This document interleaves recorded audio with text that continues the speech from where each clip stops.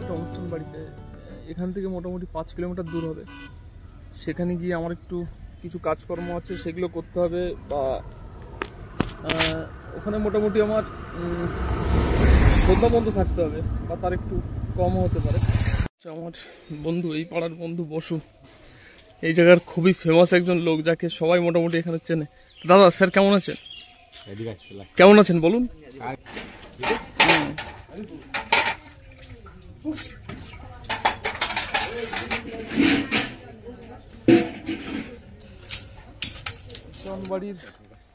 অনুষ্ঠান বাড়ির জল আনতে যাচ্ছি এখন আমি আর বসু। ড্রাম দেখো, বসু মানে এত খাটে ছেলেটা, মানে জীবনে শুধু খেটেই গেল, কিন্তু খাটার দামটাই পেল না ছেলেটা। কপালে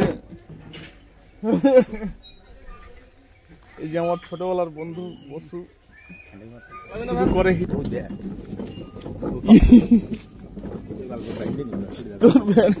ভ্যানে তো চেনই নেই রে বন্ধু। কোন হিরো আলম? চেন থাকলে চালা যেত। মেন সমস্যা হচ্ছে এই বাড়িতে জল শেষ, তো এখন জল নিতে যাবো। বড় একটা ড্রামে সব জল ঢেলে দিয়েছি, আর এই 5টা ড্রাম আনতে যাব। পার ড্রাম যতটা জানি 10 টাকা করে পার ড্রাম বাড়ির থেকে আনলে। আর ওরা যদি হ্যাঁ আর ওরা যদি দিয়ে যায় তাহলে 20 টাকা করে পার ড্রাম। আর একটা বন্ধুর বাড়ি, তো এরা দেখো বাড়িতেই আলুর চাষ করেছে। এগুলো হচ্ছে আলু গাছ।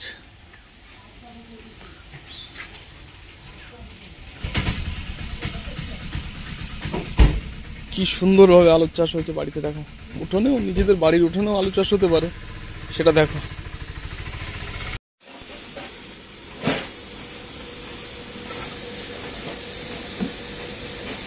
আমরা যে জল আনতে গিয়েছিলাম সেই জল নিয়ে চলে এসেছি। এরকম আরো 10 ড্রাম জল আমাদের আনতে হবে এখন। আর এখন ভাবছি একটু চাটা খাবো, যদি সময় সুযোগ হয়। তারপর অন্যান্য কাজ যেগুলো টুকটাক আছে সেগুলো করব। বসুর একদিন একটা শিশু হবে এরকম। মাঠের রাস্তা, মানে একটু ভিতরের একটু গ্রামটা, অনেকটাই ভিতরে। আর রাস্তাটা দেখে তোমরা বুঝতে পারছো যে এই দিকটা বেশি একটা ডেভেলপমেন্ট হয়ে পারেনি। আমি এখন যাচ্ছি একটা কুল খেতে, মানে আমাদের একটা বন্ধুদের কুল ক্ষেত, তার নাম হচ্ছে বসু। একটু আগে যাকে দেখালাম তাদেরই কুল ক্ষেত এটা। তো সেই কুল খেতে গিয়ে দেখাচ্ছি যে কি পরিমাণে কুল হতে পারে একটা গ্রামে। গ্রামের মজাটাই আলাদা, যে এখানে যখন বেগুন চাষ হয় তখন এখানে আসলেই বেগুন ধরিয়ে দেন, এইগুলো নিয়ে যায়, এগুলো নিয়ে যায়, ওইগুলো নিয়ে যায়। আর কুল খেতে গিয়ে দেখো, আমি খেয়েও দেখাচ্ছি কুলগুলো ফ্রি অফ কস্ট। দারুণ, কত সুন্দর জায়গায় তোমাদেরকে নিয়ে এসেছি আমি আজকে। চারিদিকে হারভেস্ট করার মতোই অবস্থা প্রত্যেকটা শস্য গাছের। এবার তোমাদেরকে আমি নিয়ে যাব বসুদের কুল বাগানে। চলে তো এসছি, কিন্তু তো চারিদিকে সর্ষে গাছের পরিস্থিতি এরকম, অলমোস্ট হারভেস্ট করার মতোই অবস্থা। দেখো, এগুলো এখন হারভেস্ট করাই যায় কিছুদিন পরে। আর কুল বাগানটায় যাওয়ার রাস্তাটা একটু সংকীর্ণ, একটু ছোট, মানে তোমার এই সর্ষের গাছগুলো এমনভাবে হেলে পড়েছে এই দিকটা, আল দিয়ে যাওয়া তো মুশকিল হয়ে যাচ্ছে, পাশের জমিতে যেতে হচ্ছে। এবার কুল বাগানটাকে দেখালে তোমরা এত খুশি হবে, ও মাই গড, খতরনাক, সিরিয়াসলি খতরনাক। কি পরিমাণে হয়েছে কুল এখানে। তোমরা দেখতে পাচ্ছ যে কি পরিমাণে কুল হয়েছে এখানে। আর কুলের সাইজগুলো এত বড় বড়, মানে অসাধারণ। কুলগুলো দেখতেও যেমন, শুনেছি খেতেও ততটাই সুন্দর। এবার কিছুক্ষণ পর আমি খেতে ঢুকবো। এখন যে ক্ষেতের মালিক সে আসছে, আমার বন্ধু, তারপর ঢুকবো। এখন একটু দাঁড়াই। কুল ক্ষেতের মালিক তোমরা একবার দেখে নাও। একে যদি কোনো একটা মেয়ে পছন্দ করো, আমি নাম্বার দিয়ে দেবো, যদিও সে কুল খেয়ে পারবে না জীবনে, যদি এই ছেলেটাকে তোমরা কেউ বিয়ে করো। পুরো ঢাসা কুল হয়েছে, দারুণ দারুণ কুল হয়েছে। দেখো একবার স্যাম্পলগুলো দেখো, ও কি পরিমাণে হয়েছে দেখো।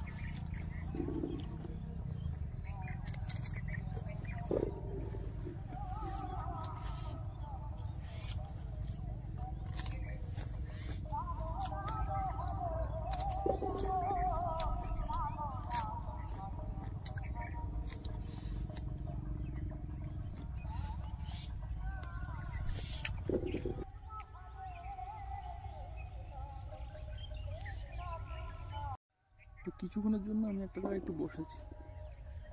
এখানে যে কি পরিমাণে কুল হয় তোমরা ভাবতেও পারছো না। আর কুলগুলো এত বড় বড়। আমি ভাবছি এখান থেকে কিছুটা কুল খাবো, কিছুটা নিয়েও যাব। তার জন্য আমাকে এখানে কিছুক্ষণ থাকতে হবে। আর সত্যি দারুণ টেস্টি কুল, কোনো কথা হবে না, এত টেস্টি। আমি একটু আগে তোমাদের কাঁচা কুল দেখিয়েছি, এবার পাকা কুল দেখাবো, দেখতে থাকবো। যদি দেখতে পাই তাহলে পাকা কুলগুলোও দেখাবো তোমাদেরকে। দারুণ খেতে কুলগুলো। এই কুলগুলো দেখো কেমন লাল, এটা দেখো, বা এইগুলো দেখো। আর এইগুলো দেখো।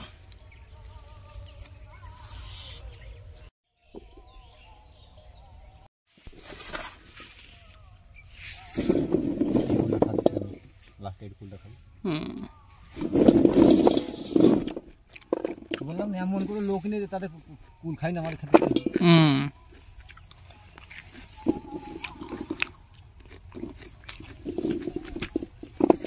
এখানে এক গামলা হয়ে যাবে ওষুধ আজকে, ওরকম বলা যায়।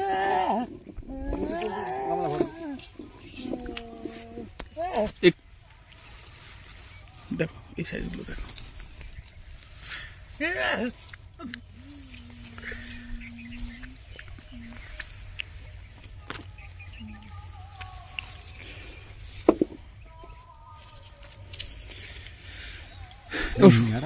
মাইকেল বাবুর মুড়ি দেয় বুঝলি, আমার মন্দিরটা হয়ে গেল দিন 10 আগে, বুঝলি না কেন মন্দির।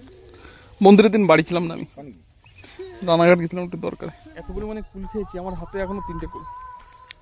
আজকে মনে হচ্ছে আর ভাত খাওয়া হবে না। এটা একটা সিস্টেম যে চেনাশোনা থাকলে, নিজেদের গাছ থাকলে খেয়ে পড়া যায় না। আর তোমরা যারা দেখছো তারা এখন কিনে খেতে গেলে 60 টাকা করে কিলো, 90 টাকা করে কিলো এখন বিক্রি হবে। এই কুলগুলোই 60 টাকা 90 টাকা কিলো বিক্রি হয়। আর এখানে আনলিমিটেড। আজকে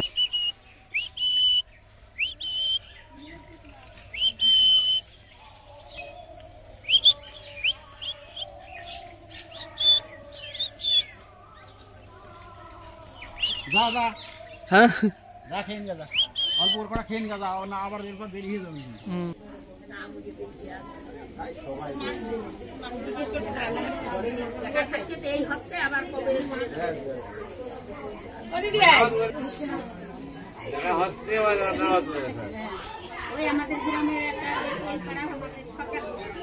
তার কারণ লঙ্কার গুলো রান্না তো হয় না ঘরে। আরে যা বলেছে তা নিয়ে আসা হয়।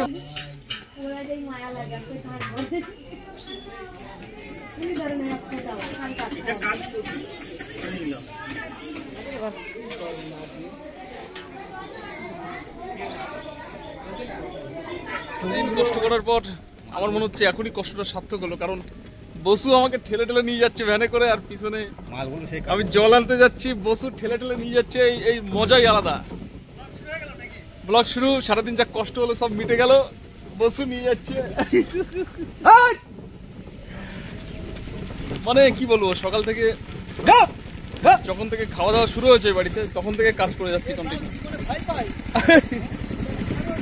সকাল থেকে কাজ করে যাচ্ছি, আর এখন জল আনা টোটালি মানে বন্ধ করে দিয়েছিলাম, কিন্তু এখন জল নেই। জল আনতে আবার যাচ্ছি আমরা।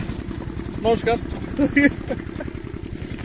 কিন্তু বসু আমার এত ভালো বন্ধু, বসু আমাকে ঠেলে নিয়ে যাচ্ছে। দেখো সত্যি মজাদার ব্যাপার, এরকম বন্ধু পাওয়া যায় না। যদি অন্য কেউ হতো বলতো দে নাম, ভ্যান থেকে নাম, নেমে হেঁটে হেঁটে চল। কিন্তু বসু সারাদিন অনেক কষ্ট করলো। যে কুলের খেতে গিয়েছিলাম না, বসুদেরই খেত অ্যাকচুয়ালি। আর বসু আমার জন্য অনেকখানি কুল নিয়ে আসছে, যেটা আমি বাড়ি নিয়ে যাবো। 100 টাকার কুল বসুরে দিতে হবে টাকাটা। আরে পড়বে না, পড়বে না, ফেটে যাবে না পা, বুঝি। আমারও কষ্ট কম হয়নি আজকে। এক কুল তুলেছে, মাথা নিচু করে করে এর মাথায় ব্যথা হয়ে গেছে। আর আমার ওই থালা বাটি ভাত এগুলো দিতে দিতে একটু কষ্ট হয়ে গেছে। তারপরে টেবিল মোছার কাজটাও করছিলাম, পাতা তোলা মোলা টুকটাক করছিলাম। কোনো ব্যাপার না, এগুলো রিল্যাক্স, হ্যাভ রিল্যাক্স। কিন্তু বসু আজকে যেটা করলো, এই যে ঠেলে নিয়ে গিয়ে ভ্যান, সেটা কেউ করে না। দেখো সত্যিই বড় ব্যাপার।